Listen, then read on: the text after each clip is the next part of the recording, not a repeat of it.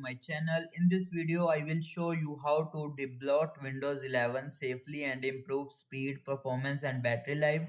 So let's get started. Firstly open start menu and search for settings. Then open settings, go to apps, then installed apps. Scroll down the list and uninstall app you don't need, such as games, trial apps or pre-installed softwares. Like I don't need this one, then click on uninstall.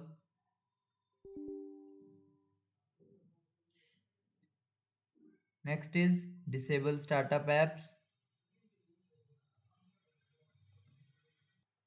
Next is disable startup apps. For this, again in settings, then apps, then here you will see startup. Scroll down,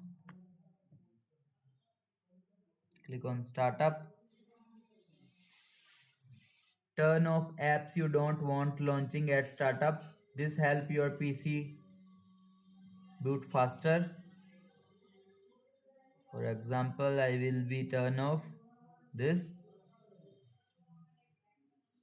Next is turn off background apps. Again in apps, then click on installed apps.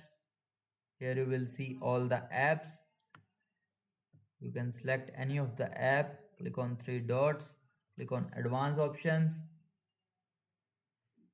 scroll down. Here you will see, choose another app, click on advanced options, scroll down. Here you will see background app permission, click on it and select never permission. Next is disable unwanted Windows feature. Again in search bar, type control panel, open and then select programs, then turn window feature on or off. Here you will see, click on it. From here you can set uncheck feature you don't use, such as Internet Explorer mode or unnecessary services. Then click on OK. Next is clean up storage.